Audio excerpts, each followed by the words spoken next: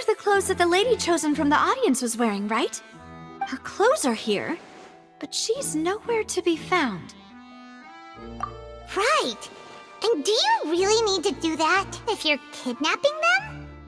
Ugh, this is so confusing. Paimon doesn't want to be a detective anymore.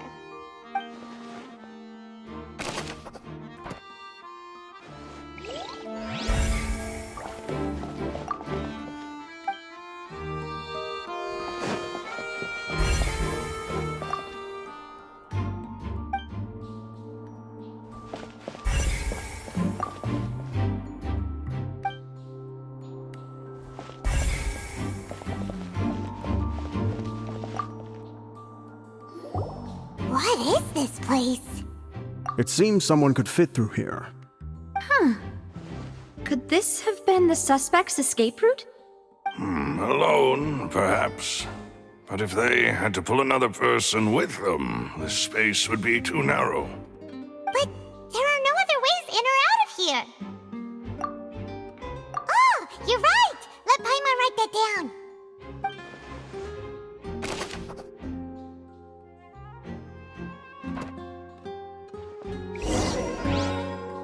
Seems we're just about done investigating down here. Yes. Let's head back up.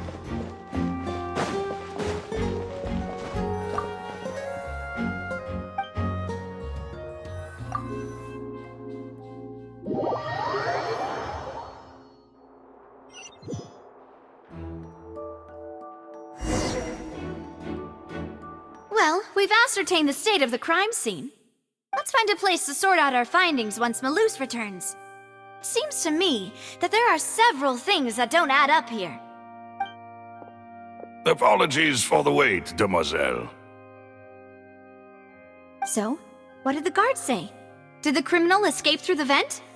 They believe the odds of that are very low, since the vent leads to the Opera House's basement.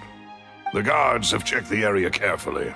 No one left through the basement during the performance or after the incident, and no one was found hiding there. So the tunnels become like a secret chamber then! You know, like the kind you usually see in novels! The plot thickens. Halsey's disappearance and Cowell's death are both quite inexplicable. No wonder Farina was so confident in her accusation. All the current evidence points toward Linny and Lynette. In other words, the charges are very likely to be upheld unless we make some considerable progress. Charges and then trial. So if the charges are upheld, they'll announce a sentence? That's right. This is how a trial goes in the Opera House. During the proceedings, the Chief Justice and the Oratrice will hear statements from both sides. That's right. This is how indemnitium is produced. The statements from both sides, the defenses from attorneys, witness testimonies, and even the audience's emotions will all be projected on the Oratrice. To put it simply, it's as if the Oratrice has its own will, and is a judge in its own right. This also precludes any kind of favoritism on the part of the Chief Justice. And not that this has ever happened anyway. Once both sides have finished speaking, the Chief Justice will make his final decision.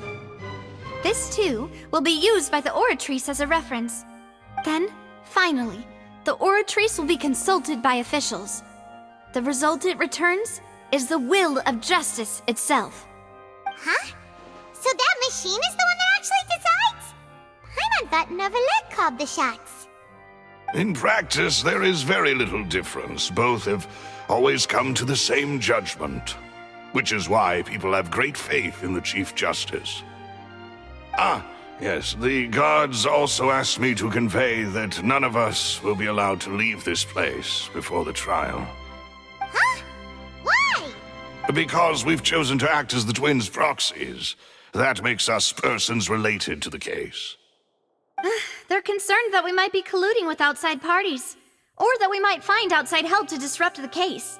And even if that were not so, it could prove problematic if we happen to spread key information about the case ahead of time. I'm ready to break out at any time. Whoa! There's no need for that! Paimon thinks they have a point. That said, are they providing food? Of course. I just hope you don't mind the lack of options. I'm afraid that catering to all tastes is not in the cards, nor is any guarantee of balanced nutrition. In that case, let's just sort out our findings together here. Pity. I was hoping to take you to try some of Fontaine's famous desserts, too. I mean, what better way to properly think through our findings than over some tea and sweets? Huh. Breaking out suddenly doesn't seem like such a bad idea after all. Just kidding, just kidding. Paimon will still do her best, even if there are no snacks. What do you mean, no snacks? Of course we'll have snacks. If we cannot buy some, then we'll simply make some. Huh? Here? But how? Understood, demoiselle. Everyone, please come with me.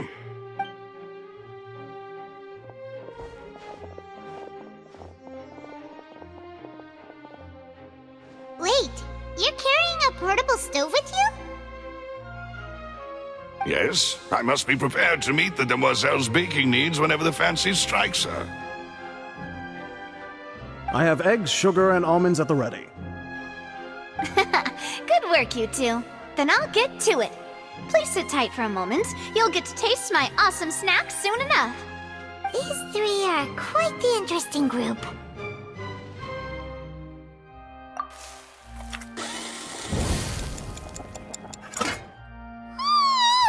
And Paimon thought it smelled good while it was still in the oven! Oh, it's even better now. Paimon can't stop drooling. From the way you had these two guys carrying all that stuff around, Paimon thought you'd have them do more during the baking process. But you ended up doing the entire thing by yourself! Beating the egg whites, grinding almonds, everything! I was applauding. And I was giving encouraging smiles. Paimon was just thinking, aren't you worried about getting your fancy dress dirty beating egg whites and baking like this? Well, I don't think it's carved in stone anywhere that fancy ladies can only read books, sip tea, ride horses, and play the piano. I just really enjoy making snacks. Don't underestimate beating egg whites, by the way. It's a real arm workout. You also need to beat them to just the right consistency, or your macarons will crack. Anyway, give these a try, fresh out of the oven. There's 3 for each of us. Only 3? Well, eating too many sweet treats might send all that sugar to your head. You wouldn't be able to think clearly about the case on a sugar rush, would you? Tea is ready to be served as well. This is Demoiselle's favorite, strong black tea with a floral fragrance that clears the mind and lifts the spirit. No need for concern. I'm merely doing as I should.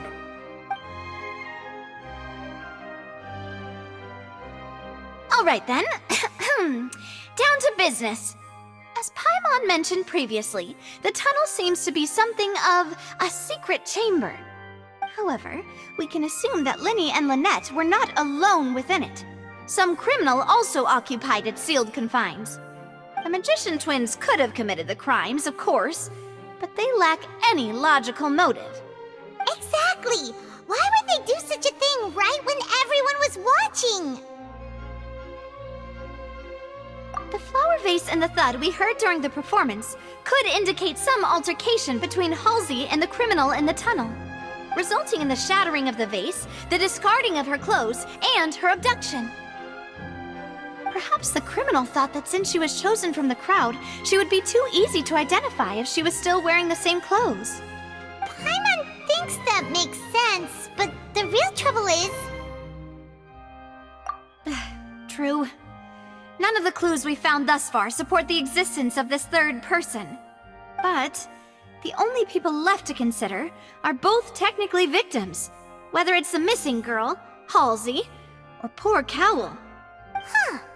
Could Halsey have secretly made modifications to the magic props in order to murder Cowell before making her escape? That's right. And even if she had tampered with the setup, she would need to understand the entire trick to pull it off. Nor does she have any motive. The guards said that she has never had any dealings with the magic troop's members.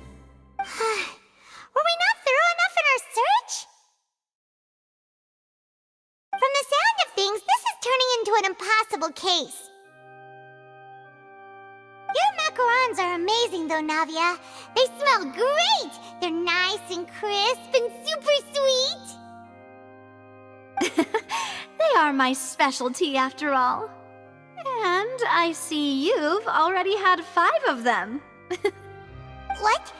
5? Oh, that can't be right! Paimon only counted 3, honest! Please don't worry about it. At my age, a few less sweets might actually be a good thing. No! Being greedy is one thing, but Paimon knows how to count. Besides, Paimon knows that if she ate too many, then others wouldn't have enough. Wait, even you don't believe Paimon? How could you? If Paimon ate those 2 extra macarons, then may they turn into stone in her stomach! All right, we get it. Well, I suppose one of us might have gotten too engrossed in our chat and eaten them by mistake. No big deal. Maloose, set up the stove again if you would. Huh? What are you doing? Making sure everyone gets 3 macarons, of course. Exactly. We don't want to trouble you. As you wish, demoiselle. And I have the egg, sugar, and almonds. Well, this really is your hobby, huh?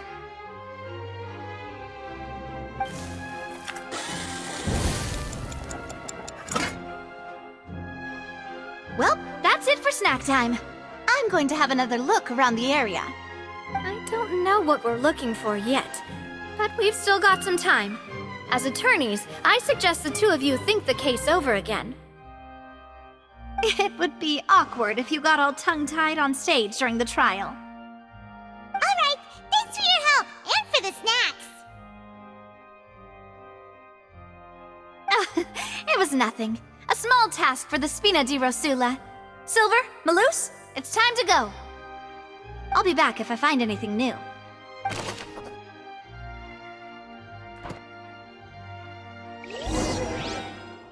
All right, it's time to put our heads together. We've got to get our defense ready for the trial. Oh, it's probably gonna be a long and difficult case. There's no point in worrying about that now. We just need to prepare. Here, take Paimon's notes. They should help you review the situation.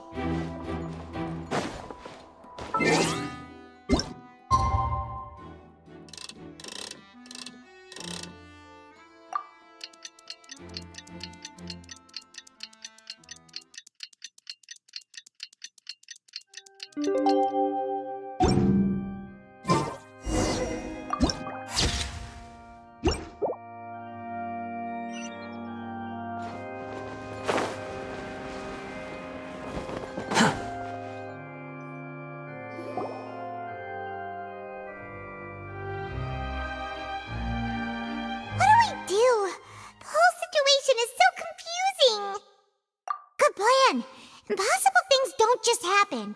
We'll get to the truth one way or another. Just relax. Even if everyone else suspects Lenny and Lynette, at least we will be supporting them from the stands. Besides, I doubt Farina understands any more about what happened than we do. Thanks, Navia. Well, we'll be going then. Best of luck to you.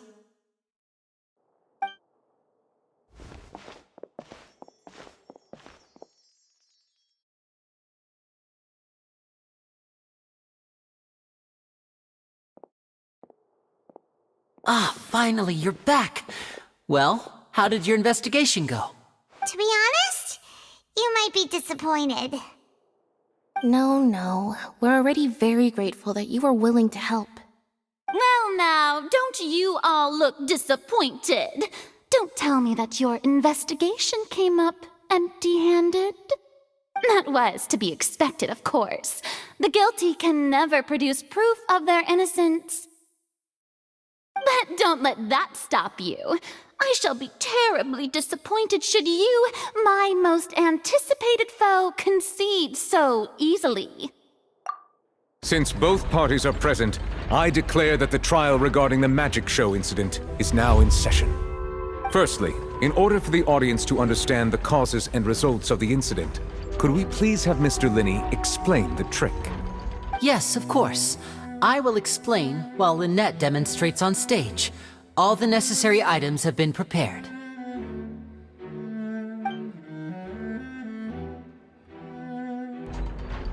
Thank you, Mr. Linney. In that case, I take your statement to be that you ran to and remained hidden within the magic box in the audience stands once the trick began, and thus could not have committed the crime. Is this correct?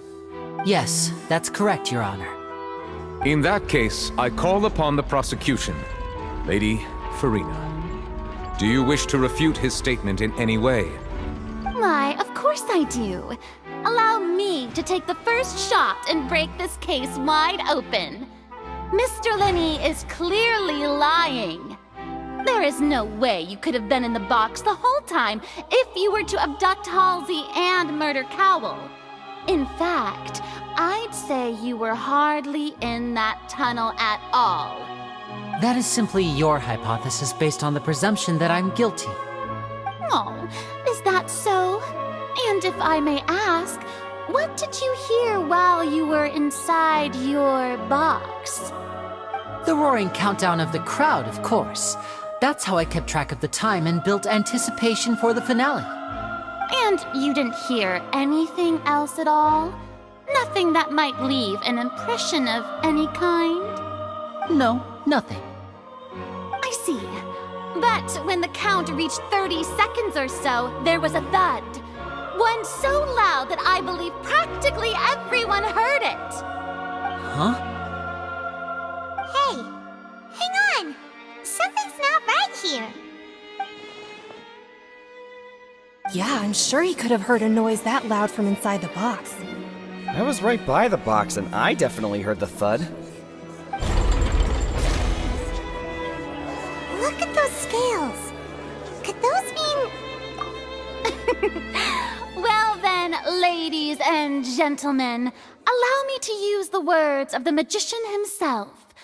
You never know what can happen in the blink of an eye. Indeed, it seems his alibi can also collapse in the blink of an eye. Of course, I have armed myself to do far more than smash your alibi. Confidence cannot go unfounded, and my foundations are rock solid. Tell me, aren't you and Lynette actually from the House of the Hearth? The House of the Hearth?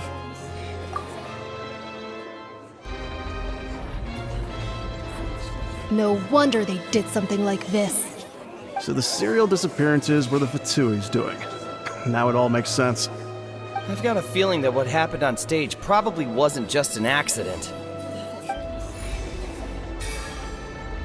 That's irrelevant. Our identities have nothing to do with what happened. Indeed. Then perhaps you could tell us everything that happened during that 1 minute. Your first priority is to prove yourself innocent after all. I'm sure there is little that needs to be kept secret now. Unless your script already has holes in it. The Outlander is speechless. My, oh my, don't they look flabbergasted? Now comes the infighting and discord, I suppose. This was almost too easy. Good thing I made all those preparations. Seems the all-nighter I pulled last night is really paying off. Hey, Linny! Why didn't you tell us this before? Order! Order! Mr. Linney, allow me to re-establish the facts. Lady Farina has raised 2 points. First, when the thud was heard in the Opera House, you were neither in the box nor the tunnel. Second, you and Ms. Lynette are both members of the House of the Hearth. Are these claims true?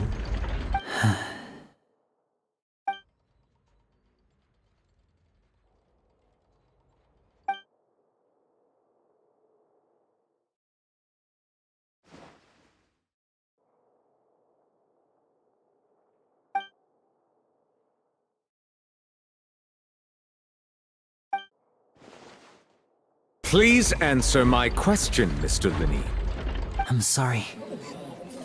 Yes, they're true, Your Honor.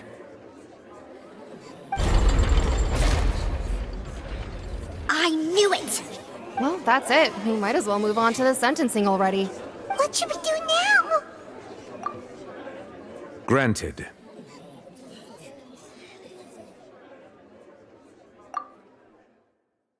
In that case, what is your request? Is that really necessary? They're already as good as guilty. The defendant deceived their own attorneys. What is there left to discuss?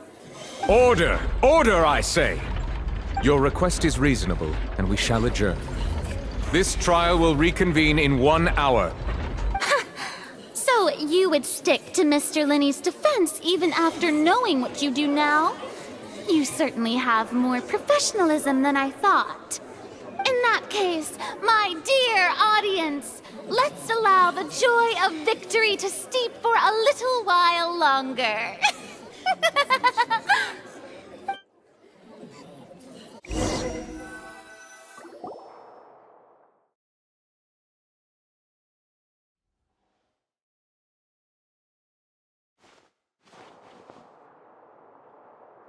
Well, this is awkward.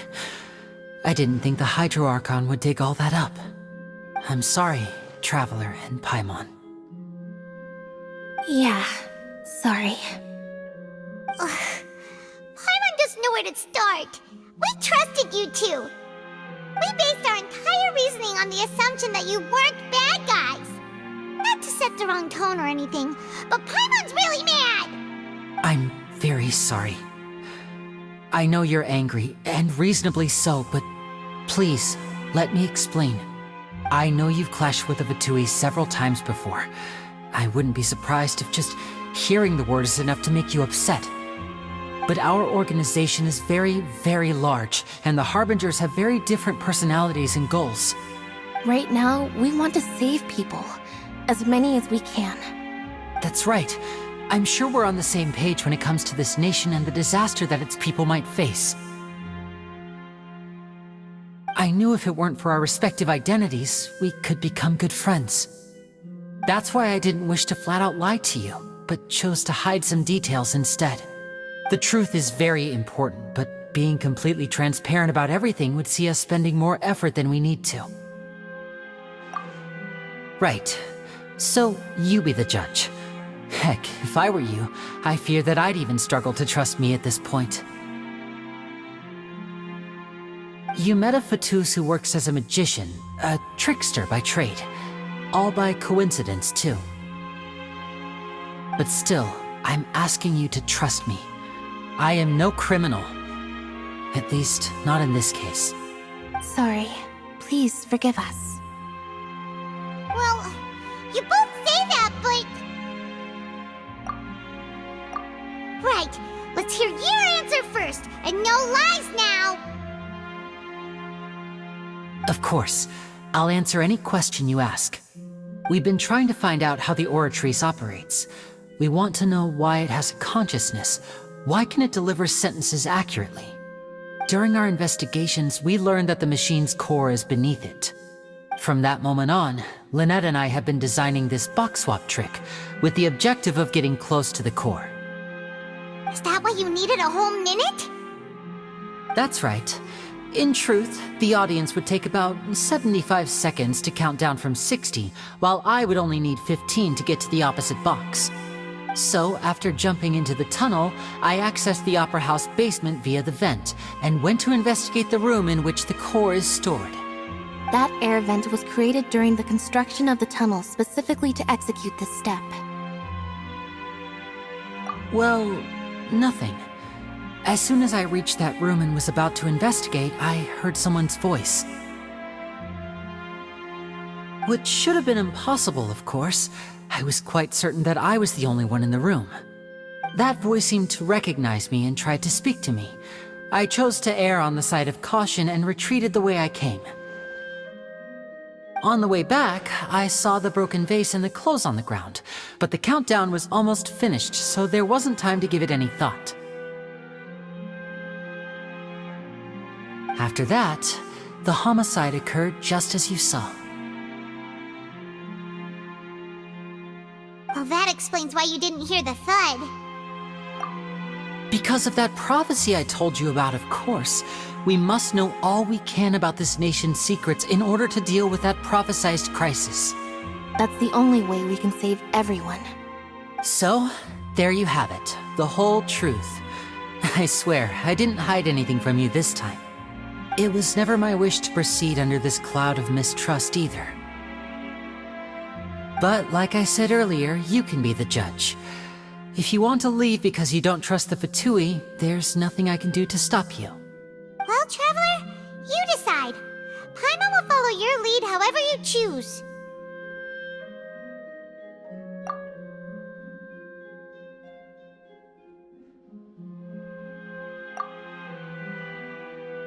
Okay, thank you. Thanks for giving us a chance. The current problem is that the scales are tipped pretty badly against you two. If we want to refute the Hydro Archon's accusations, we're gonna need a seriously watertight defense. Huh? Oh, Paimon thinks she gets what you mean.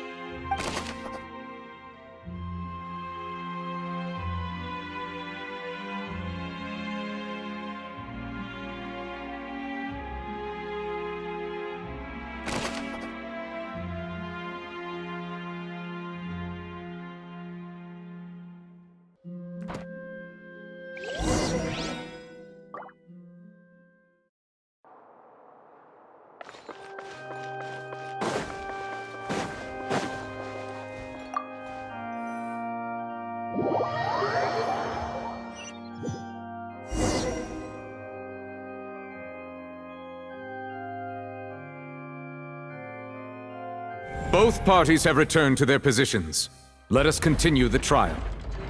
When last we left off, Mr. Linney acknowledged the new evidence presented by Lady Farina as fact. Therefore, Lady Farina may continue stating her reconstruction of the events. That took long enough. Now then, if everyone would lend me their attention. At this stage, let's revisit that scene from Linney's perspective.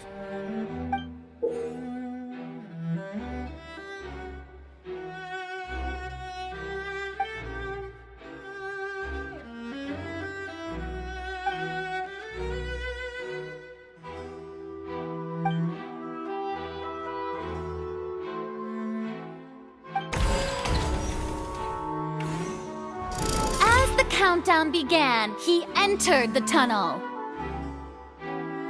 When the flatbed trolley passed, he opened the box and got into an altercation with Halsey, which caused the loud thud.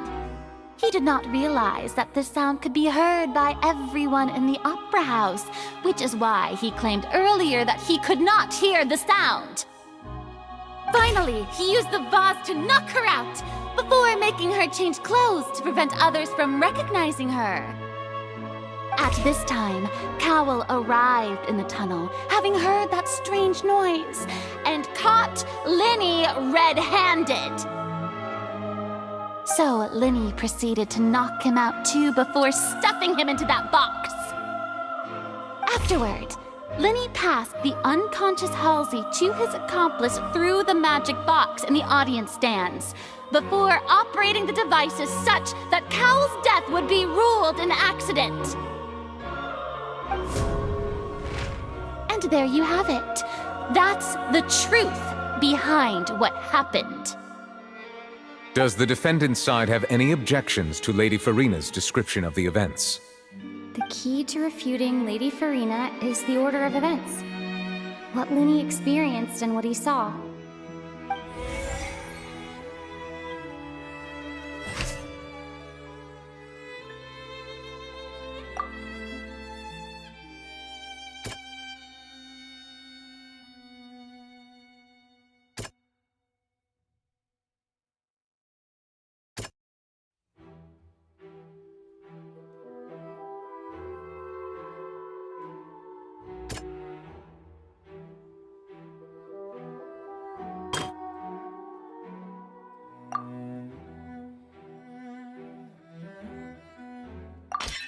According to Linny, he left via the vent after entering the tunnel. He couldn't have had that altercation with Halsey.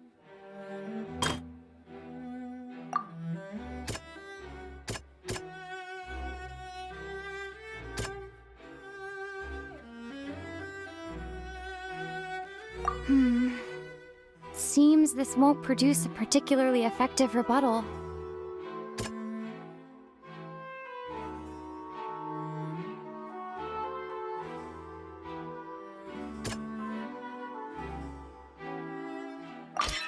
Linny went to the room that contains the Oratrice's core.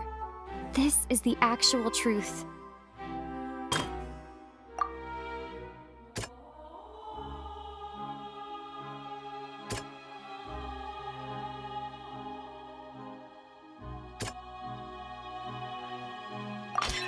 Linny did not take part in the underground altercation. He only witnessed traces of the aftermath. Attention! Ace Detective Paimon has something to say! When the countdown started, Linny did indeed go into the tunnel. But he immediately used a vent to access the Opera House basement, which is where the underground core of the Oratrice is stored. Once he reached that area, he heard a voice in what should have been an empty room. Since he felt something was amiss, he returned immediately. The crime scene had already developed by the time he reached the tunnel again, and in order to complete the magic trick, he did not remain there for any length of time. Finally, he reached the surface, and that was when the accident happened from his point of view. Therefore, he's innocent!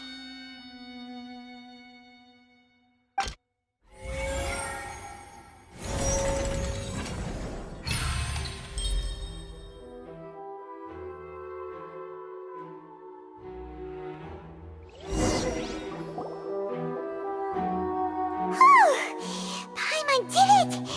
Paimon actually managed to say all that! Wasn't it awesome? In other words, you believe that he knew nothing of the incident? That's right! My reasoning?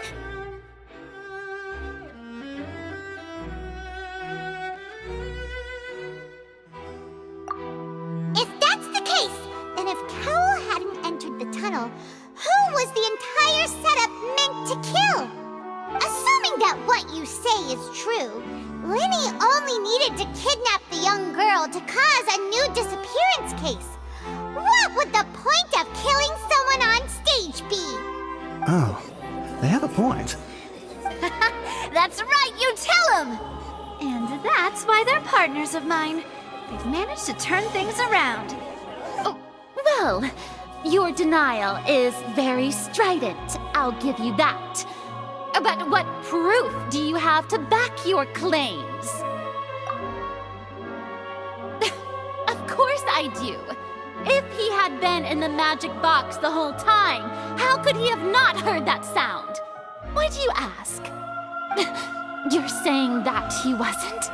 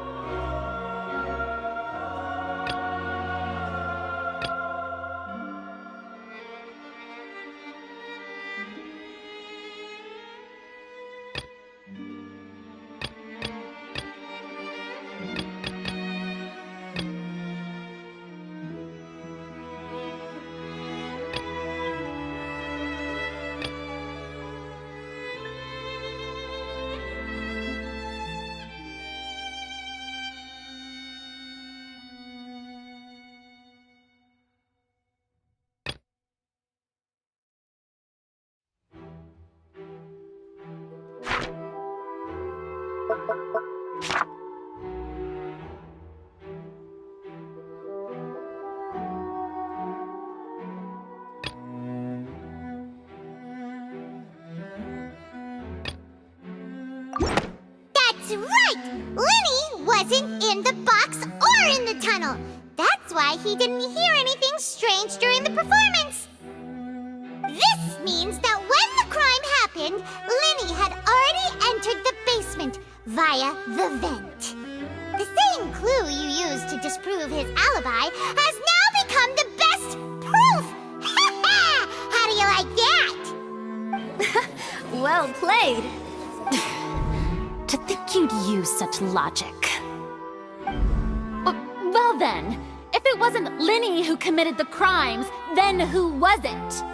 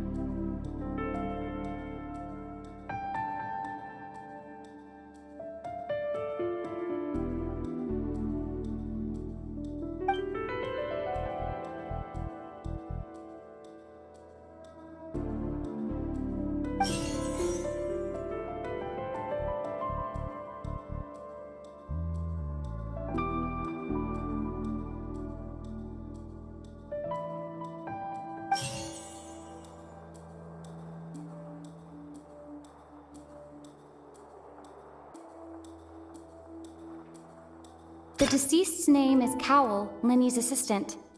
He would have been able to tamper with the equipment. Halsey is the missing person and an ordinary audience member. Or did she have her own scheme all along? Could there have been a third person involved? Is that really a possibility?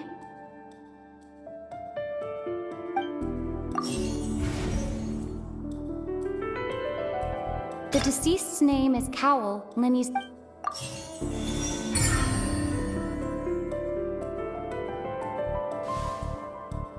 Huh? That can't be right. Are you serious? The killer was, in fact, Cowell, the deceased! Oh, is that so? How interesting! Let's hear your reasoning then.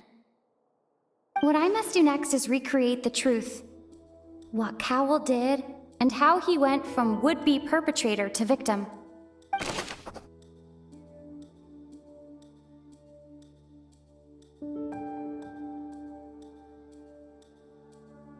The deceased's name is Cowell, Lenny's assistant. Halsey's clothing was in the tunnel. The sound we heard may have come from a clash between the missing Halsey and the criminal. Halsey's clothing was in the tunnel. So there must have been some fear that she would attract attention. No one entered or left the opera house through its entrances. So where would the criminal have wanted to take Halsey?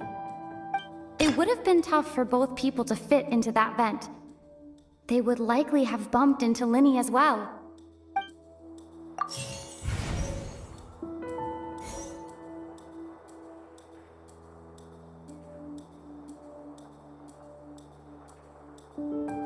Lenny was not in the tunnel at that moment, which gave our criminal ample time.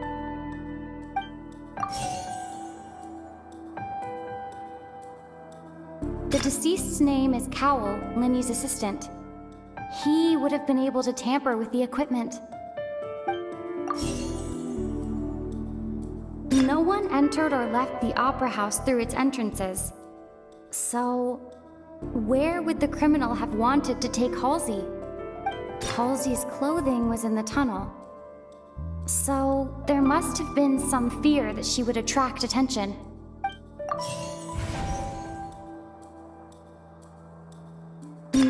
entered or left the opera house.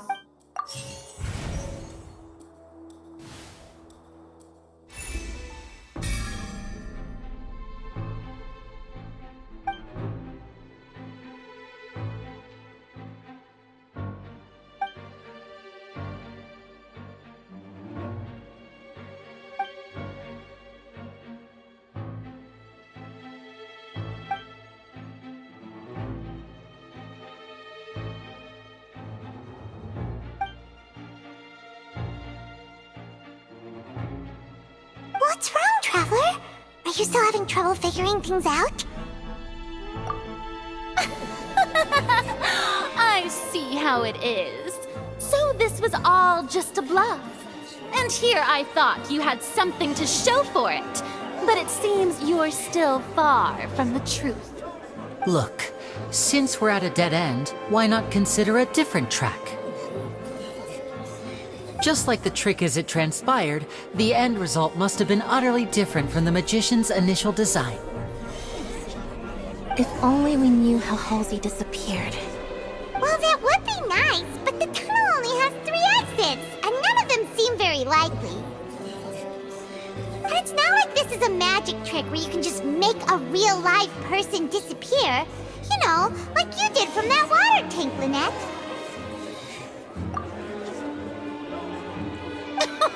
Excuse my interruption, dear opponents, but do you not see that the crowd is growing impatient? There is no greater sin in this opera house than an awkward delay in the performance.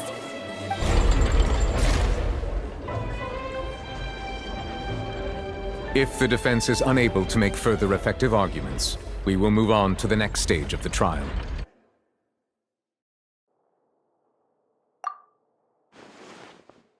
Lenny was not in the tunnel at that moment, which gave our criminal ample time. The sound we heard may have come from a clash between the missing Halsey and the criminal.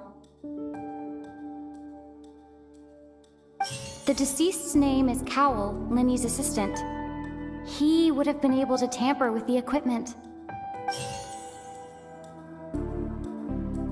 The vase was not broken by chance. It was used to cover important evidence. The water.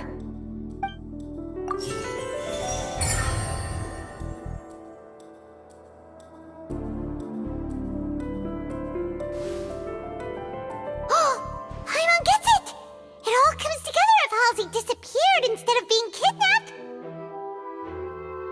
Lynette escaped from the water tank, vanishing gradually and leaving only clothes behind. If there's a similar method where a person could be transformed into water... Oh, just a moment, please. I do hope you know how preposterous you sound at the moment. How could a person ever be transformed into water? This is reality we're talking about here, not some magic trick.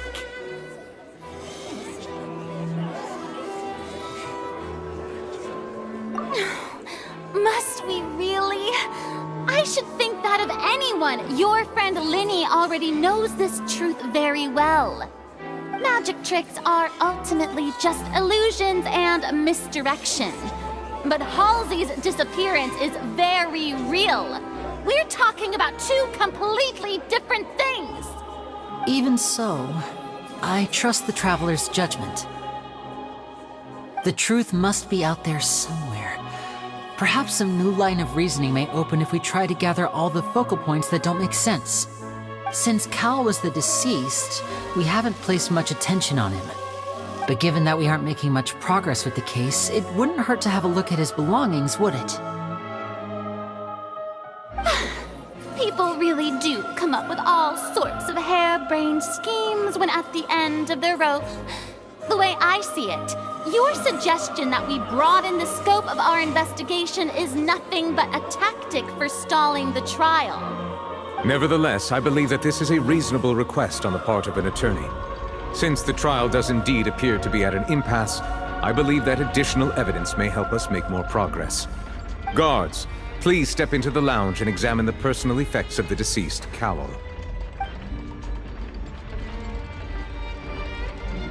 We are still examining the items, but we have already made critical progress that we feel must be shared with everyone post-haste.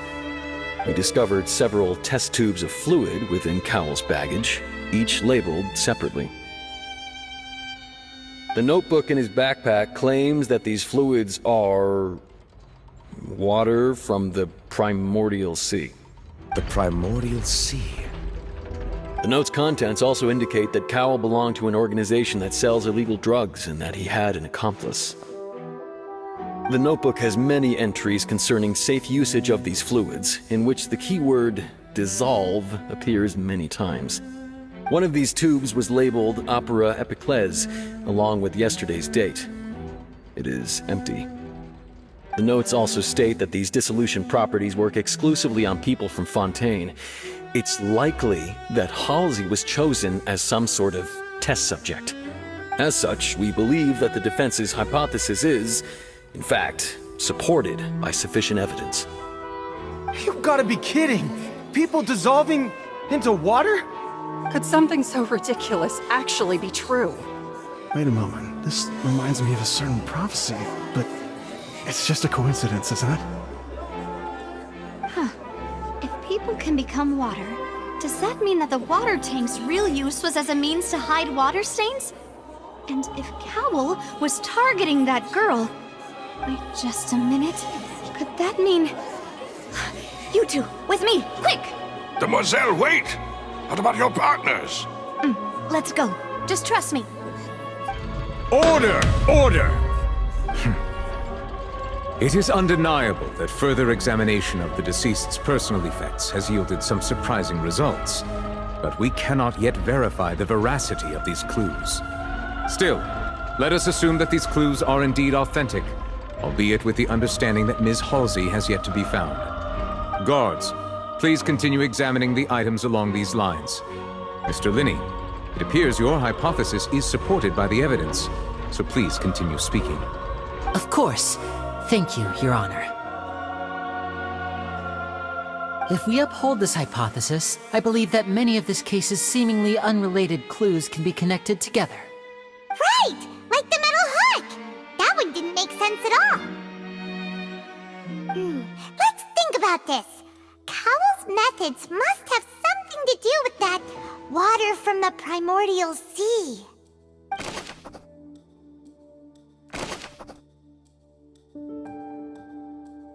The deceased's name is Cowell Lin...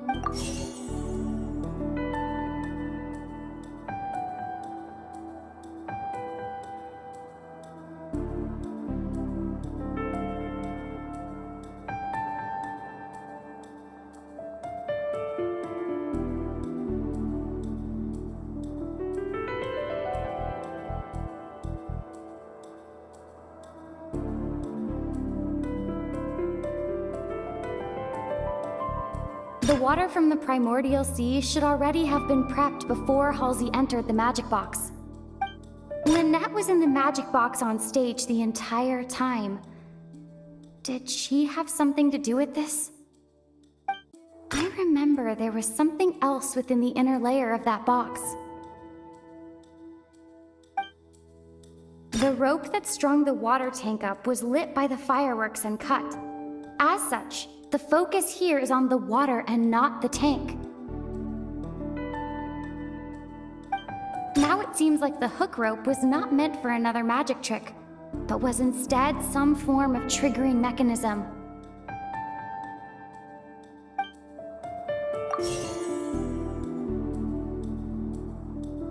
The water from the primordial sea should...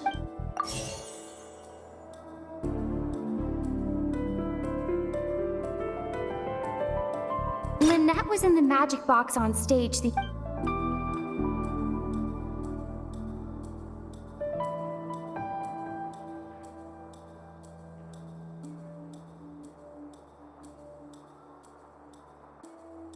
I remember there was something else within the inner layer of...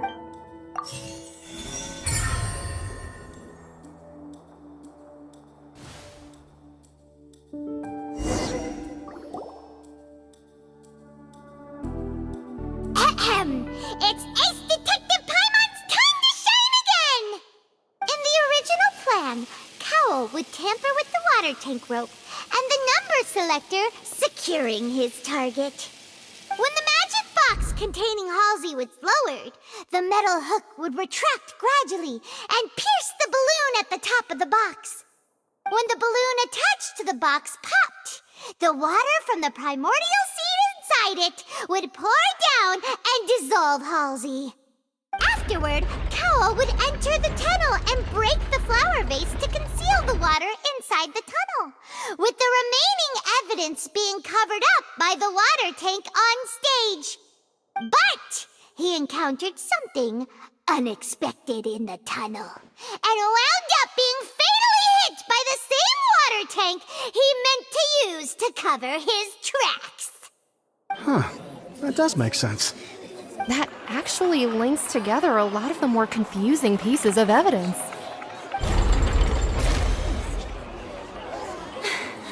Oh dear, what do I do?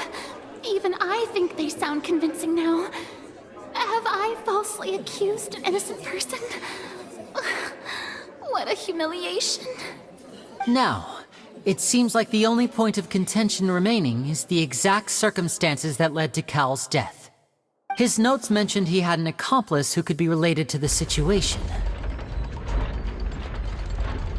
On that note, the guards have just contacted me indicating that they uncovered new evidence.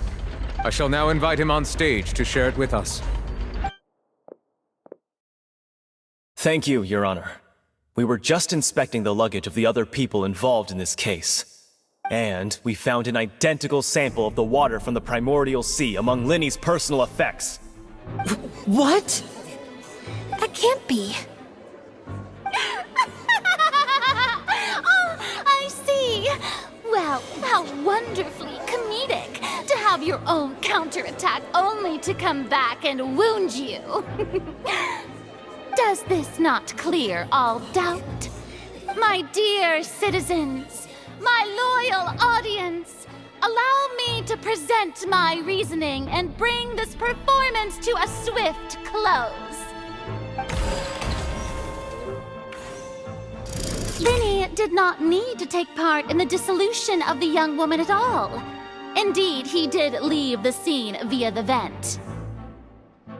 Having made modifications to the props beforehand, his accomplice Cowl then caused Halsey to vanish using the water from the primordial sea. But upon his return, in cruel avarice, Linny desired sole credit and prepared to do away with his partner in crime. Ultimately, he knocked Cowl out, and the tool meant to cover the crime up also became a murder weapon.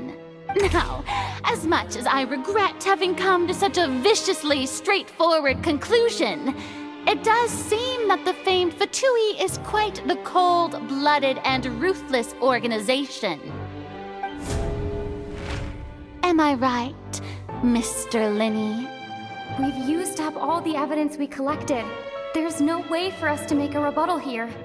Is this the end of the road?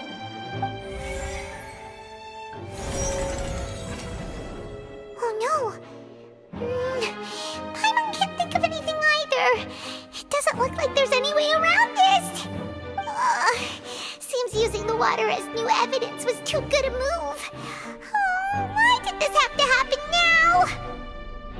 I think we've all seen enough now, and we have ample witnesses to my flawless reasoning. I believe this is indeed the finale. Now then, my good, noble Chief Justice, should we not, in your view, move... Excuse me, everyone, but I must interject. Miss, I must ask you not to shout and to respect the ongoing legal proceedings. Oh, come on. Don't be hasty. I have a good reason for interrupting, you know. Now, would anyone here like to take a little break from all this debate and see a little magic? I'll show you an amazing trick. One that can bring a young woman who has disappeared back in the flesh, right before your very eyes. Please, do the honors, Mr. Linny, if you would be so kind. What in the world is she saying? No offense, miss, but miracles like that are beyond my scope as a magician. Come on now, don't be silly. Magic is all about misdirection, isn't it?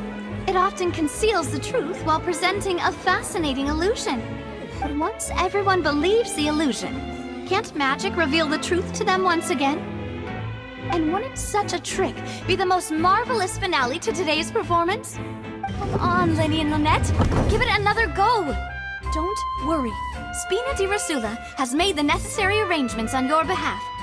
But as the magic makers and stars of the show, I think I should leave the final performance to you. I understand.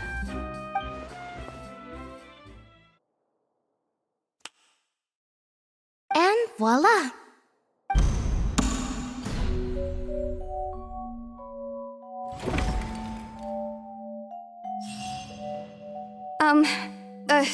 Sorry for the interruption. Wait, isn't that Halsey? So the whole thing about people dissolving wasn't true after all? To be clear, I'm only here because this person told me that if I testified, the merit of doing so would lessen my sentence.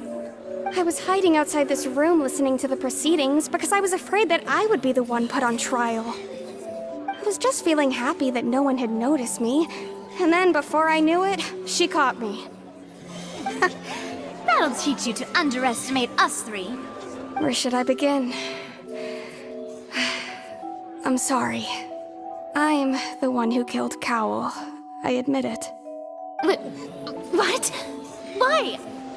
Firstly, my name isn't Halsey. It's Lillian, and I'm originally from Mondstadt.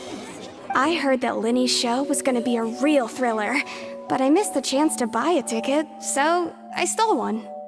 That's how I make a living. I steal stuff here and there. And I'd never been caught before. But I was noticed at the harbor a few days ago, and I barely got away. Lenny was the one who caught me in the act. Hey, no wonder you look familiar. So you were the thief! Liddy even mentioned that you were pretty skilled. Well, and I thought that would have been the end of it, but then the number selector chose me. He even mentioned the Fortress of Meripede. That's a prison, isn't it? So you can imagine how shocked I was. I thought he was on to me for sure. So I played along with the show while looking for an opening to flee, but then I got water poured on me for no reason, and then someone jumped into the tunnel to nab me. I wasn't going to take that lying down, so I knocked him out and stuffed him into the box.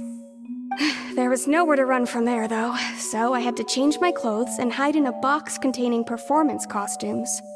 I slipped out after the first guard arrived at the scene and continued hiding inside the opera house. Can a person even hide in there? But I swear I didn't know that the water tank would fall down. Really, I swear it. Had I known that, I wouldn't have put him in the magic box. I may be a thief, but I'm no killer. Well, that makes everything pretty clear now, doesn't it? This time, we need to tell the entire story from Lillian's perspective.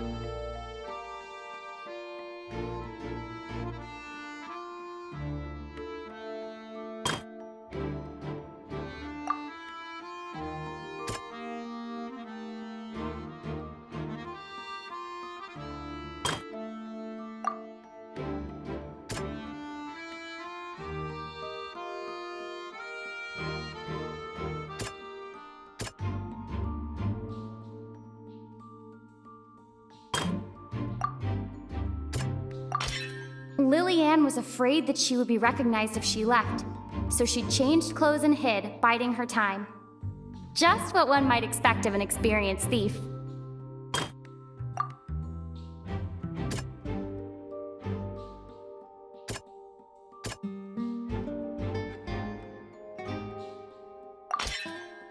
flower vase was not broken to cover anything up, but was smashed during the struggle between Lillian and Cowell.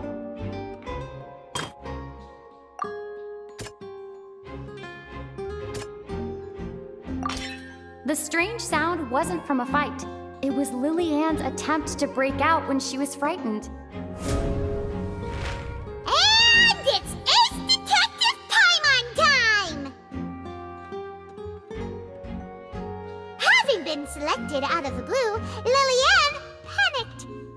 Her panic only intensified after she entered the tunnel and had water poured on her head.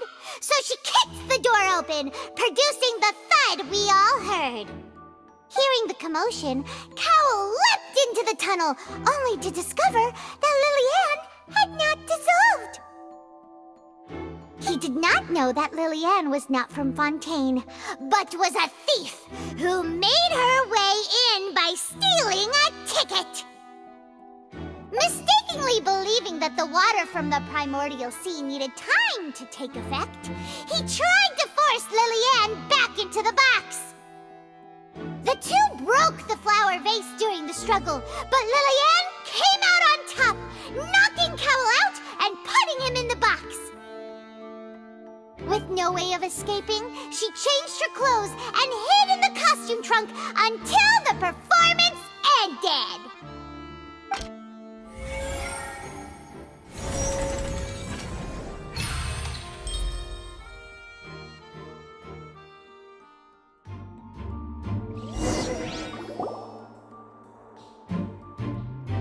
She knew that she would have to go through guard inspection if she tried to leave afterward.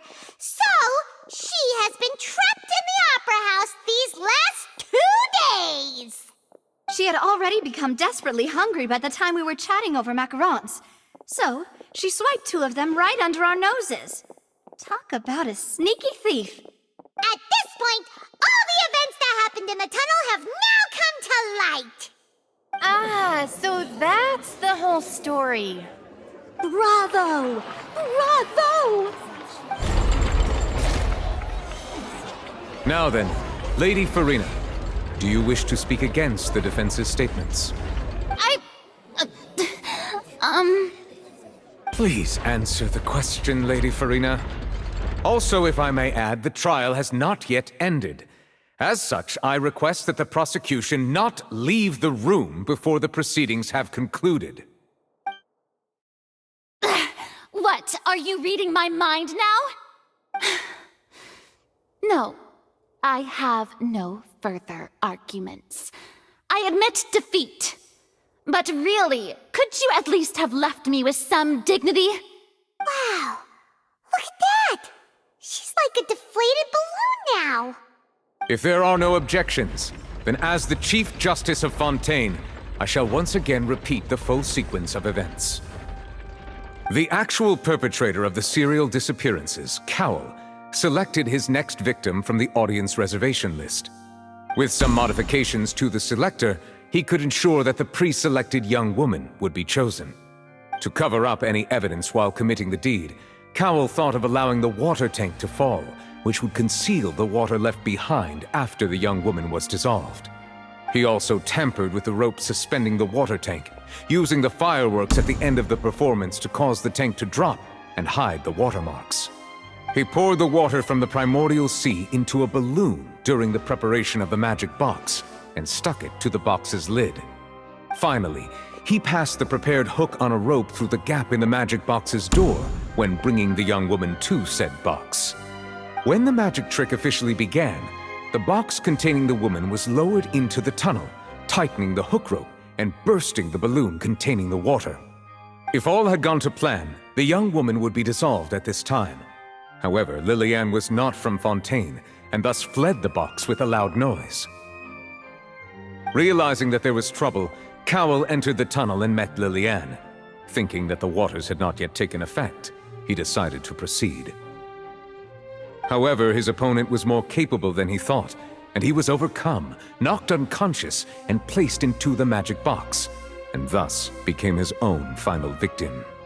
Lillian, according to her own statements, then changed clothes and hid until the performance ended, before hiding in other parts of the opera house. As for Linny, he was in the underground structures within the Opera House, and was thus ignorant of these happenings. From this reconstruction of events, we can conclude that Linny, the accused, is in fact innocent. While there is much in Linny and Lillian's conduct that should still be investigated separately, this case, at least, can be handed over to the Oratrice to make the final decision.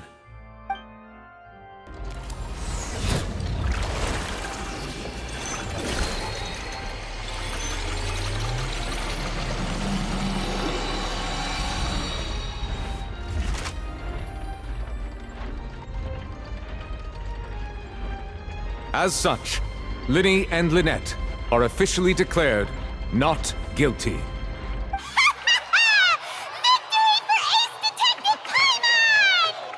Great work, partners. Thank you all. Thank you so much. Next, I think we deserve an explanation, Guard Vaughn. How did you find the water from the primordial sea in Linny's baggage?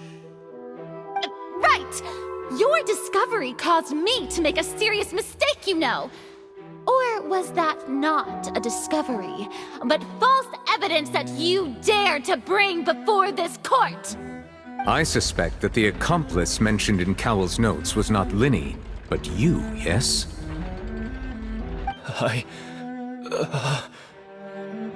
I'm sure you know what you must do to lessen your sentence. Speak quickly! Unless you want to earn yourself a one-way ticket to Coupon Town. I was just following orders. We were supposed to place blame for the serial disappearances onto Linny, and thus cause suspicion to fall on the Fatui. The higher-ups said this was the best opportunity to do so. And now that your plan has fallen through, and the secrets of the water have been revealed, you have become a liability to said higher-ups, yes? Therefore, you would be wise to tell everything you know, and seek the protection of the guards. Yes, I'll tell you everything I know. Our boss discovered that the water can cause people to dissolve. It can also be made into a potion, which when extremely diluted, can cause people to experience unforgettable exhilaration. We've been in this business for a while now, and have made decent mora off it. The disappearances were also the boss's idea. I mean, this is the boss we're talking about.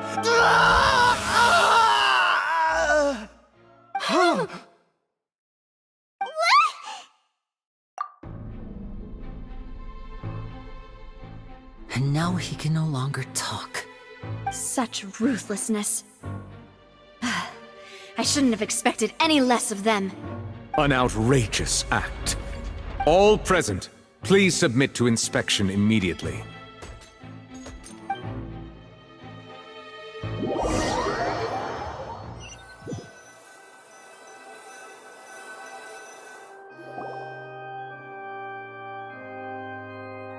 So, we're just going back now? That's true, but... Traveler, Paimon! Please wait. Linny... I know you may not want to speak to me right now. Maybe you don't even want to look at me. But still, let me thank you again for defending me to the end, even after you learned that I'm a member of the Fatui. I guess. But regardless, I'd like the opportunity to set things straight. I didn't approach you with any ulterior motives or ill intent. I've spoken to you as myself, just plain Linny this entire time. As for why I'm a Fatus, it's because the goals of the House of the Hearth align with those of an orphan like me. That's all. That was how Father, who you might know as the Knave, approached recruiting us back then too. The Knave? The one who controls the House of the Hearth? She's your father? That's right. And since we're here, I was wondering, would you mind hearing a story? It's about my past. Back when our parents first died, Lynette and I were left wandering the streets. To survive, I took to surreptitiously observing an older street performer who did magic. It took me several days to figure out how he pulled off his amazing tricks. I took my sister through several streets until we found a crowded corner, and we began to perform magic tricks there. To my surprise, we proved to be pretty popular, and we could at least stop worrying about where our next meal would come from for a time. But I didn't want my sister to remain a street rat together with me forever. Before long, an aristocrat came to me and claimed that he wished to take us in after watching my performances. So you went from orphans to nobility just like that? That was how we felt at first, too. As if fate was on our side and we could say goodbye to those painful days. But I gradually discovered that while we were called foster children, he was really after my talent for magic tricks. He would constantly take me to all sorts of banquets to garner attention, which he would then use to expand his social circles. That doesn't seem too bad either. Better than roaming the streets at any rate. It took a while for me to realize just how dark his heart really was. After one particular performance at a banquet, I discovered that Lynette was not on the same return vehicle as me. I waited a long time after we returned home, but she did not come back. I went to that noble's bedroom and asked him about her whereabouts. The answer he gave me was, she caught the eye of the most eminent person at the banquet, so I sent her over as a gift. I mean, you'll be able to perform your magic regardless of who your assistant is, yes? Oh no. So he was gonna... But wouldn't Fontaine's laws deal with such people? As far as outsiders are concerned, this is a relationship akin to adoption or foster care, and they have their ways of escaping the eye of the law. I managed to ferret out the location of the mansion of that so-called eminent person and hurried through the night. But by the time I leaped over the walls, avoided the guards, and made my way in, all I saw was the moonlit ground covered in blood, and the knave standing there in the darkness. So, she'd already taken care of that guy. That's right. She had rescued my sister before she could come to any harm, and had even discovered several girls hidden in a basement, all of them orphans. Father, the knave, might have seen something in me, and so she made me an offer. The House of the Hearth welcomes you, for your interests align with ours. Here, none will ever betray you. Indeed, betrayal shall never be permitted here. I was hesitant to trust her. I had just been betrayed by nobles. But she was also quick to destroy the noble who had taken us in at first, giving us back our freedom. Oh, so that's how the two of you joined the House of the Hearth. She has her own plans. She has gained permission from the Tsaritsa to first use the Gnosis' power once she obtains it. She plans to use it to find a way to break the prophecy and save Fontaine. So, she believes in that prophecy too? That's right. The whole House of the Hearth is currently working to combat that crisis. Today's case has also proven that people from Fontaine can indeed dissolve into some sort of water, thus further supporting the prophecy. All of us house members here, Lady Arlecchino herself included, are from Fontaine. We won't give up on defending our homeland. To us orphans, the only connection we have left to this world, apart from our family, is our homeland. So, from small deeds like distributing magic pockets to huge schemes like stealing a Gnosis, everything is aimed at dealing with that prophecy. It's all right. I understand. The only thing I can do is relate all this to you. I just hope you can understand that even as a member of the House, I have never stopped making my own decisions, and that I believe what I'm doing is right. If you should need anything at all in the future, feel free to find me. I will do my best to help you, as plain Linny.